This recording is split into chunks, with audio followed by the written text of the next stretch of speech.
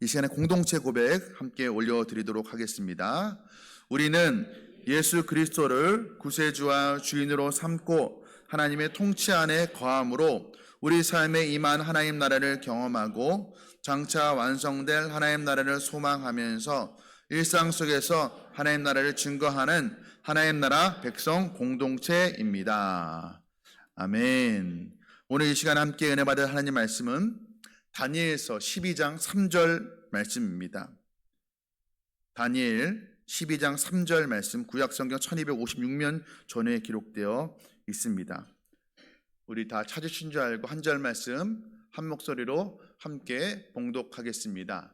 지혜 있는 자는 궁창의 빛과 같이 빛날 것이요 많은 사람을 옳은 대로 돌아오게 한 자는 별과 같이 영원토록 빛나리라. 아멘. 오늘 읽은 본 말씀 가지고 하늘의 별과 같이 빛나리라 라는 제목으로 하나님 말씀 함께 나누고자 합니다. 하나님께 정말 기뻐하시는 사람, 하나님께서 보실 때 정말 자랑스러워하는 사람은 어떤 사람일까요? 물론 하나님은 모든 사람을 사랑하십니다. 그런데 하나님의 그 사랑이 특별하게 또 넘쳐서 하나님께 정말 대견해하는 사람, 하나님이 바라보실 때 그 기쁨을 이기지 못하는 사람이 있습니다. 어떤 사람일까요? 성경 여러 인물들이 있겠죠. 그러나 어려서부터 노년에 이르기까지 하나님께 인정받고 또 사람들에게 존경받은 사람, 하나님의 기쁨이 된 사람을 한 사람 꼽으라면 아마 다니엘이 될 것입니다. 오늘 말씀은 다니엘의 일생을 총정리하여서 그의 인생을 결론과 같이 평가하는 그런 말씀이라고 할 수가 있습니다. 다니엘이 10대 때 이방 나라로 바벨론으로 포로로 잡혀가게 됩니다. 그 이방 나라에서 10대, 20대, 30대 중년과 또 노년의 긴 세월을 보냈습니다. 그 긴 세월 동안 하나님께서 그가 어떤 믿음으로 살아갔는지를 보시고 그의 인생에 대해서 평가하시는 말씀이 바로 오늘 말씀인 것입니다. 오늘 말씀 3절 말씀을 다시 보도록 하겠습니다. 지혜 있는 자는 궁창의 빛과 같이 빛날 것이요 많은 사람을 옳은 대로 돌아가게 한 자는 별과 같이 영원토록 빛나리라. 다니엘의 삶에 대해서 두 가지로 오늘 말씀하고 있습니다. 첫 번째는 무엇입니까? 지혜 있는 자였다라는 것이. 두 번째는 많은 사람을 옳은 대로 돌아오게 한 자였다라고 말하고 있습니다. 많은 사람을 하나님께로 인도한 사람이었다라고 평가하고 있는 것입니다. 먼저 지혜 있는 자. 다니엘이 지혜 있는 자였는데 여기에서 지혜는 단순하게 어떤 지식이 많은 사람, 어떤 정보가 많은 사람을 의미하는 것이 아닙니다.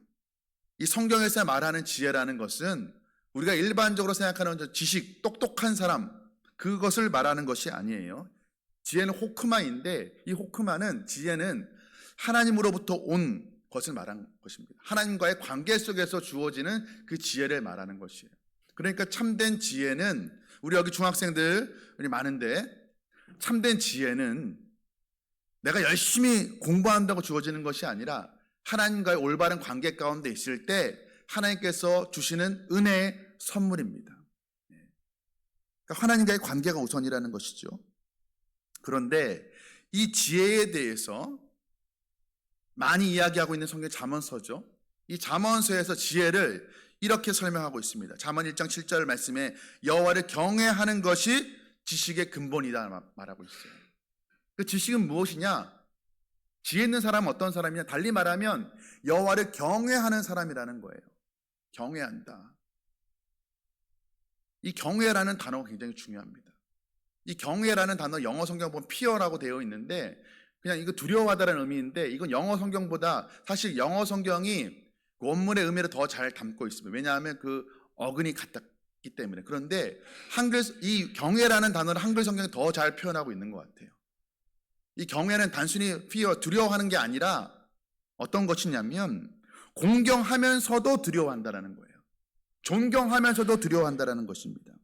하나님을 지극히 존경하고 존중하기 때문에 그의 그 위험 앞에 압도되어서 그를 우러러보는 마음과 조심스럽게 대하는 마음이 같이 있는 것을 경외라고 말하는 것이에요.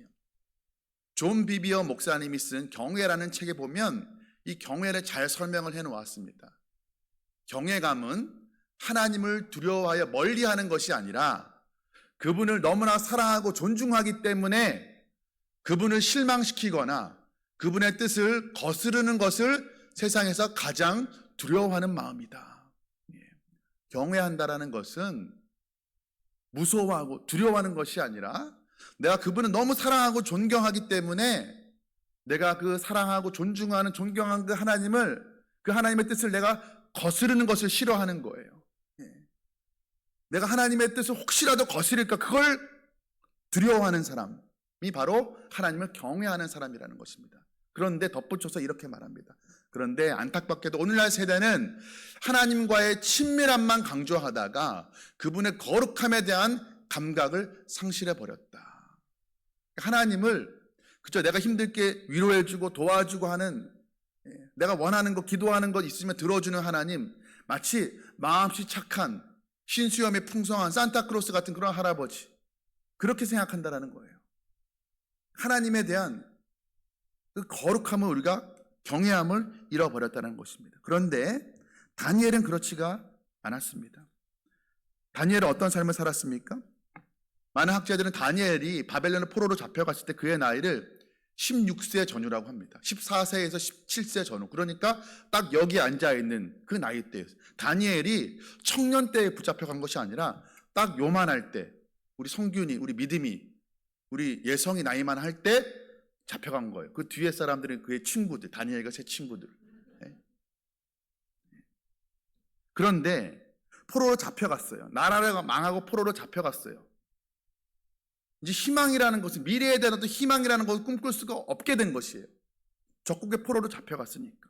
그런데 놀라운 일이 일어나게 됩니다. 다니엘의 세 친구 사드락, 메삭, 아벳느고를 바벨론의 왕이 왕궁으로 불러서 왕실 교육을 시킵니다. 포로로 잡혀온 유대인들 중에서 똑똑한 사람들을 뽑아서 바벨론의 문화로 교육시켜서 바벨론의 신화로 쓰기 위해서 왕궁을 부른 거예요.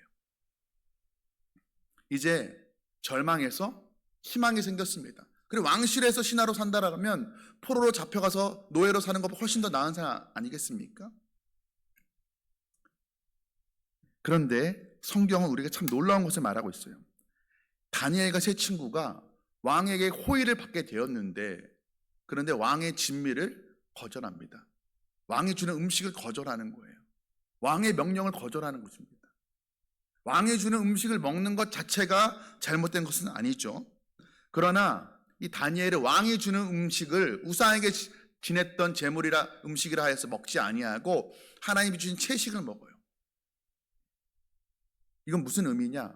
왕이 내 생명의 주관자가 아니라, 왕이 내게 먹을 것을 공급해 주는 이가 아니라 하나님이 내 생명의 주관자이고 하나님이 나의 궁극적인 공급자이심을, 왕의 진미를 거절함으로써 그가 나타내 보인 것이었습니다.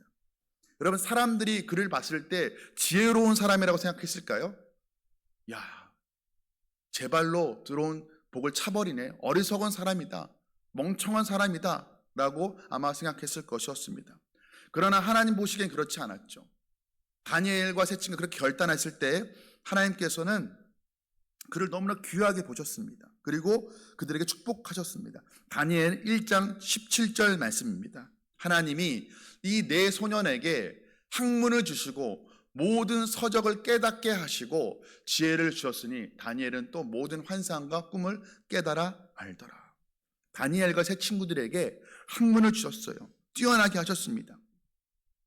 그러니까 세상의 모든 것을 다 모아도 얻을 수 없는 그 하늘로부터 주어지는 하늘의 참된 지혜를 그들이 얻게 된 것이었습니다. 그 결과 어떤 일이 일어나냐면 20절 말씀이에요. 왕이 그들에게 모든 일을 묻는 중에 이제 다니엘과 세 친구와 다른 바벨론의 학자들보다 훨씬 더 뛰어나니까 모든 것을 그들에게 묻습니다.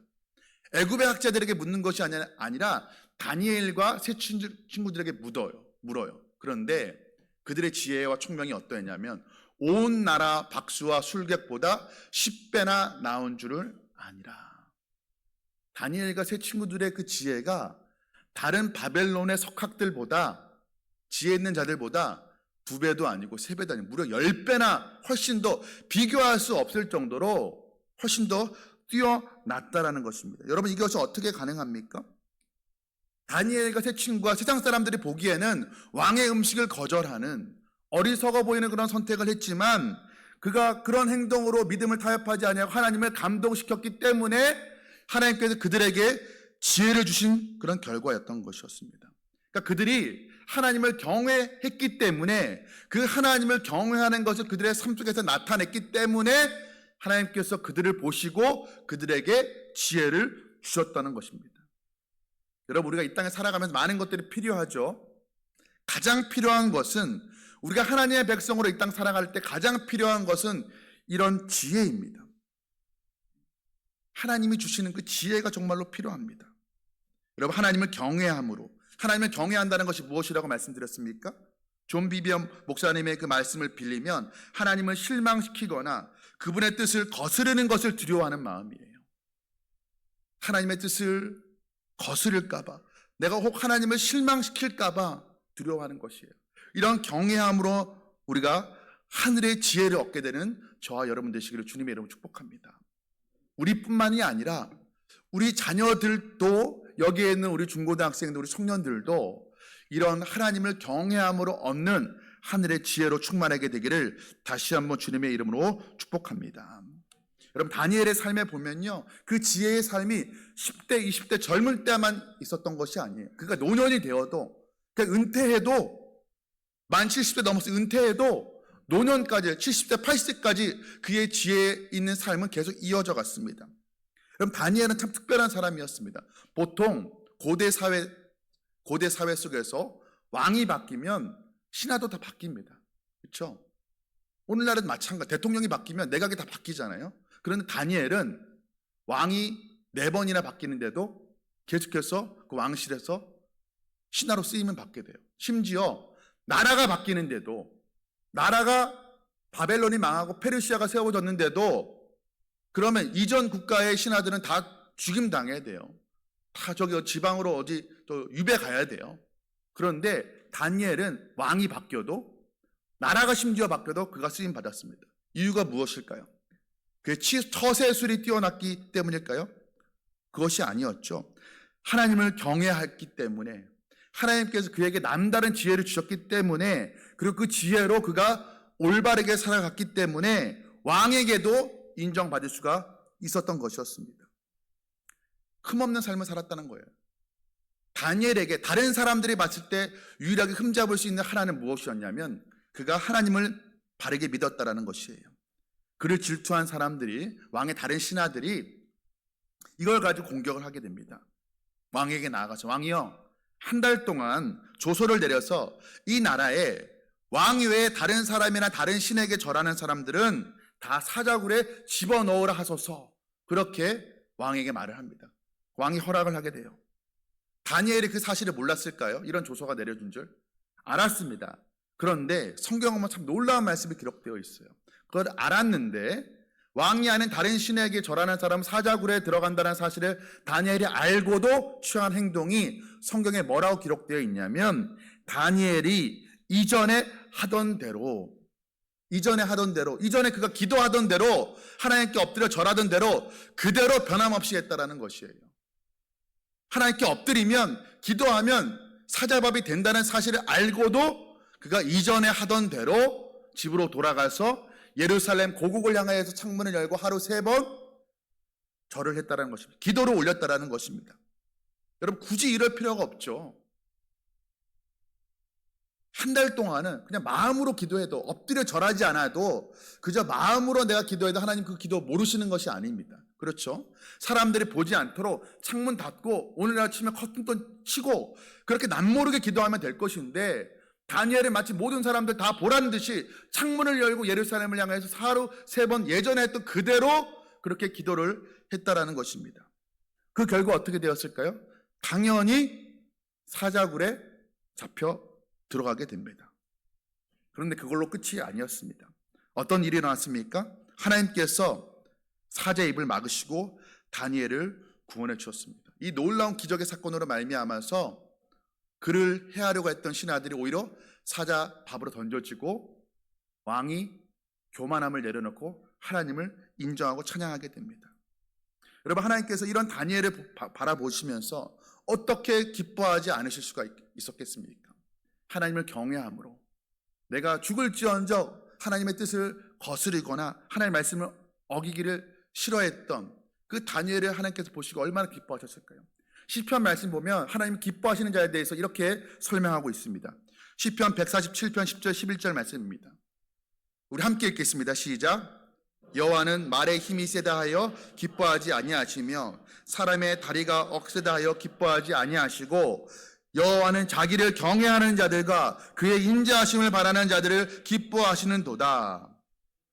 말의 힘이 세다는, 그 당시의 말이라는 오늘날 전차와도 같은 거예요. 군사력이 있다라는 거예요. 그런 것, 사람의 다리가 억세다고 하는 것, 많은 군사, 힘 있는 군사를 가졌다는 그거, 세상적으로 잘 갖추고 잘 나가는 사람들이 기뻐하는 것이 아니라 누구를 기뻐하신다고 말씀하셨습니까? 하나님을 경외하는 자들을 기뻐하신다는 거예요.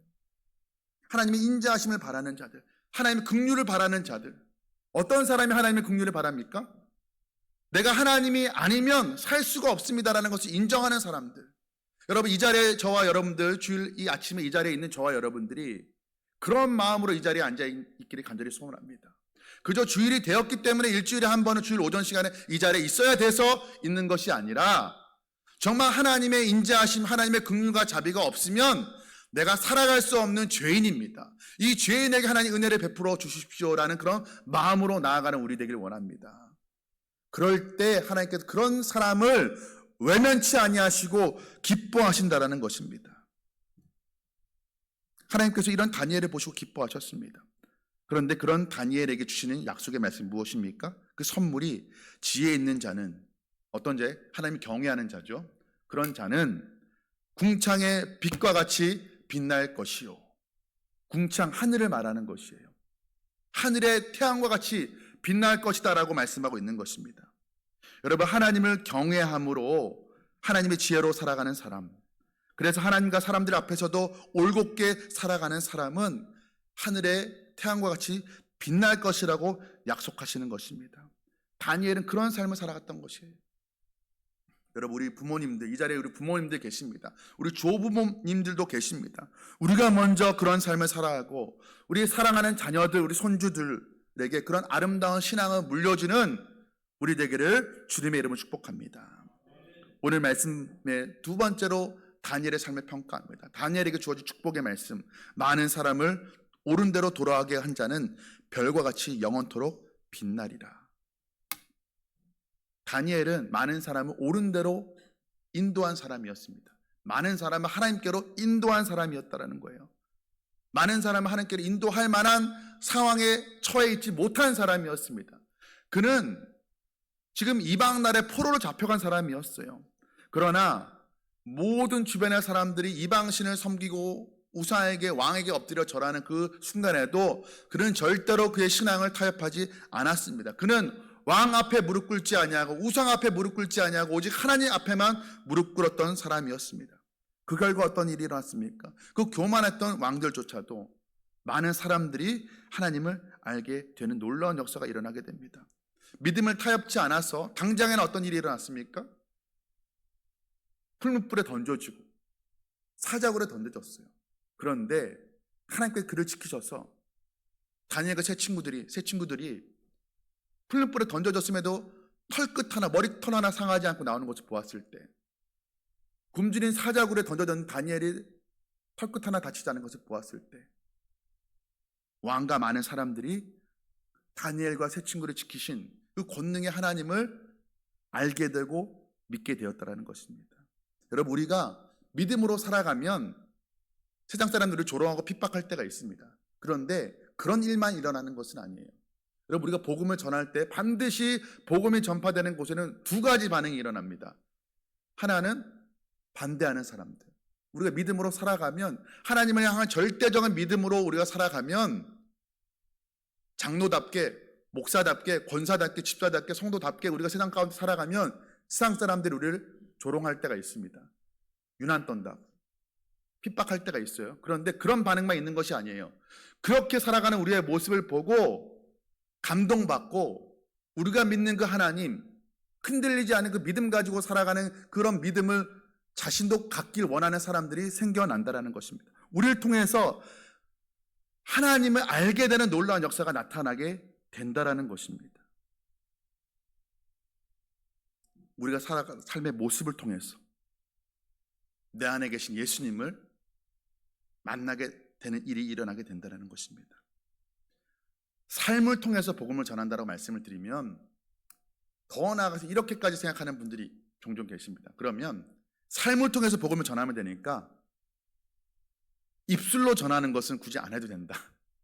나 내성적이야. 나 극아이야.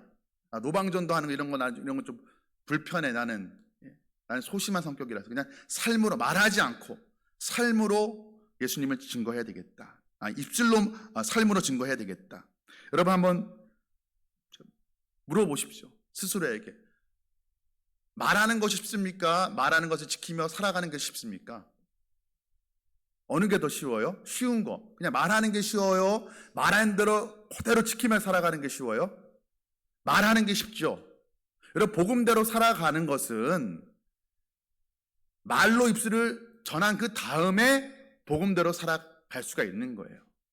입술로도 복음을 전하지 못하는 사람은요, 입술로도 복음을 전하는 것이 부끄럽고 창피하고 어색해서 입술로도 예수 믿으라고 말하지 못하는 사람은 사실상 그 다음 단계인 복음을 가지고 내가 삶 속에서 살아내는 것은 그건 더 힘든 거예요. 사실상 불가능한 것입니다. 여러분 우리가 복음이 정말로 내게 참 생명과 참 행복을 준 것이라고 믿는다라면, 그리고 정말 그것을 우리가 경험하고 있다라면, 그리고 우리의 삶이 정말 변화되었다라면 여러분 우리는 삶으로도 복음을 전해야 되지만 동시에 어찌 보면 그보다 먼저 우리가 입술로도 예수님을 전해야 됩니다. 여러분 복음이 잘 받아들여지지 않는 시대라고 우리가 너무나 많이 이야기를 해요. 이제 노방전도에서 전도되어 오는 사람들은 이제 없다라고 그렇게 많이들 이야기합니다. 저도 그렇게 생각을 했어요. 그런데 너무 우리가 그렇게 생각하다 보니까 아예 전도하는 것 자체를 노방전도하는 것은 의미가 없어. 길거리에 나가 전도지 나눠주는 거 이렇게 해서 오늘날 교회에 오지 않아. 너무 그렇게 생각해. 그런 생각 때문에 입술로 전하는 그 복음을 우리가 소홀히 여긴 측면이 없지 않아 있습니다. 그런데 우리가 3주 전에 붕어빵 전도 나갔을 때 놀랍게 그 다음 날에 6명의 친구들이 나왔어요.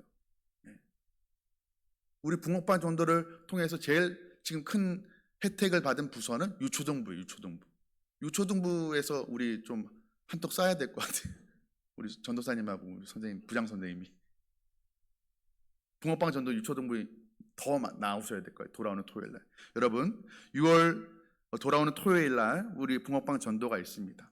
토요일 날 시간 내는 거 지난번에 우리 3여덟 중심으로 우리 또 많은 분들 함께 해주셨는데 토요일 날 시간 내는 거 쉽지 않은 일이에요. 그분들 토요일 날 갈 곳 없어서 할 일 없어서 나온 것이 아닙니다.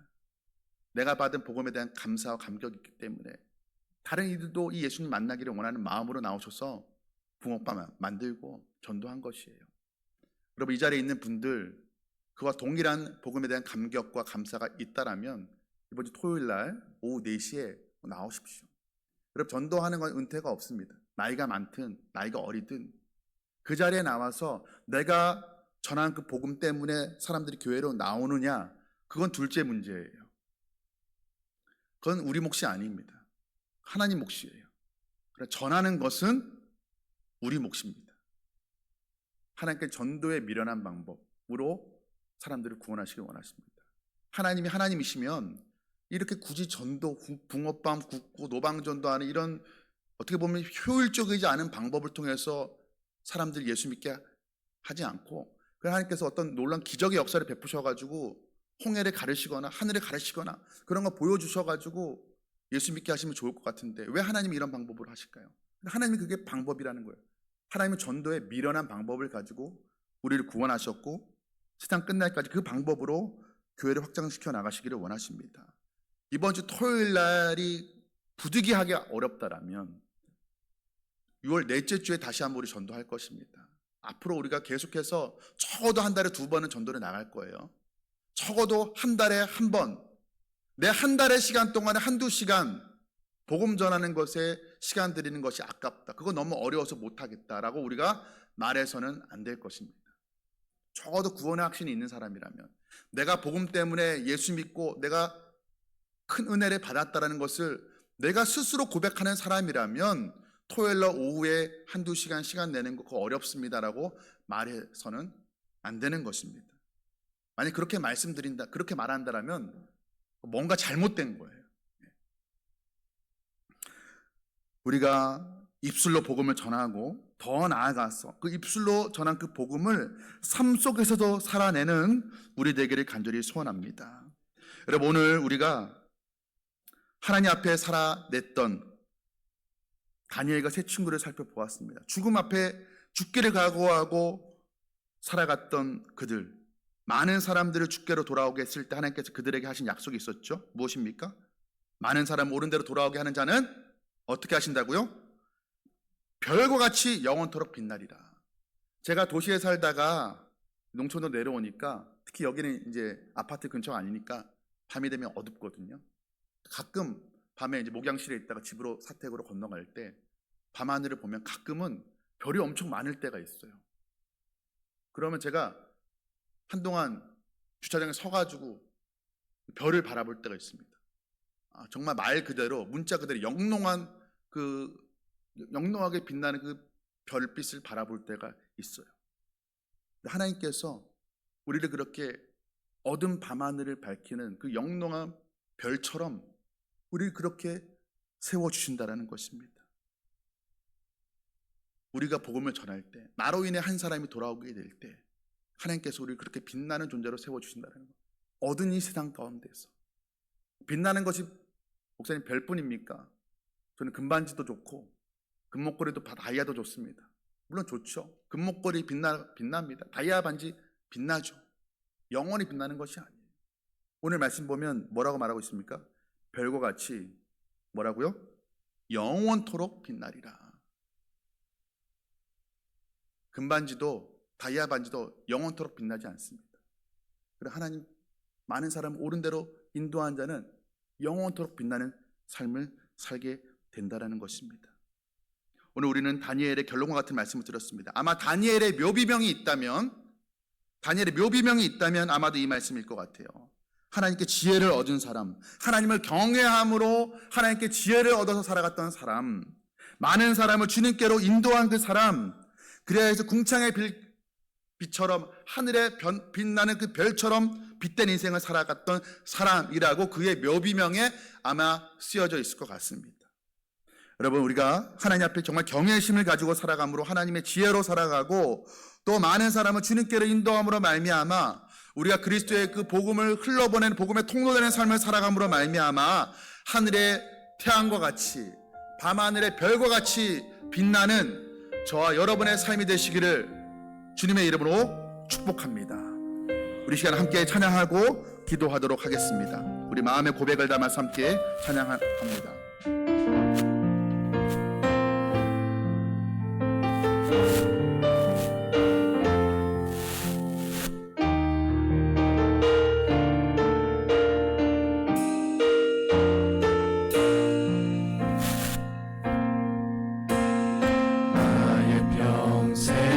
가장 복된 일은